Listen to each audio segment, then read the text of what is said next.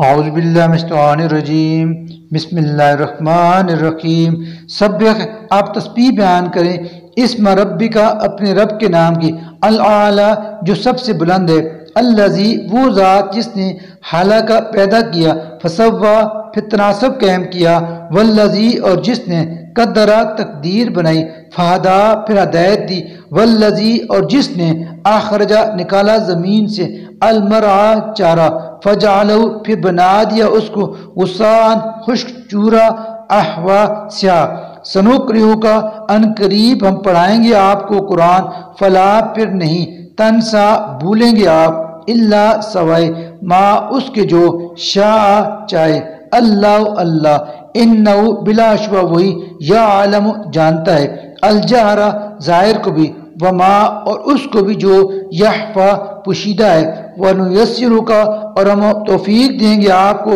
لِلْيُسْرَ آسان راستے کی فذکر تو آپ نصیحت کرتے رہیں ان اگر نفعت نفع دے الذکر نصیحت سیذکر ضرور نصیحت حاصل کرے گا من وہ جسے یخشی خوف اللہ کا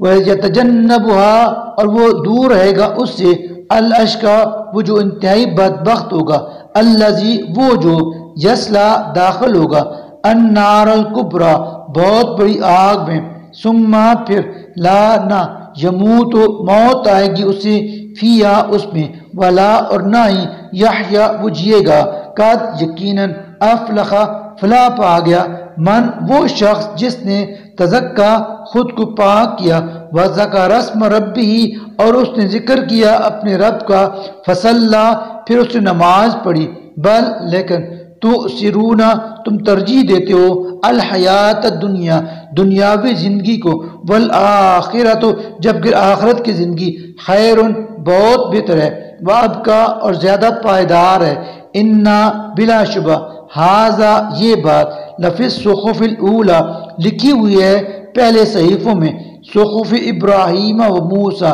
یعنی ابراہیم اور موسیٰ کے صحیفوں میں صدق اللہ العظیم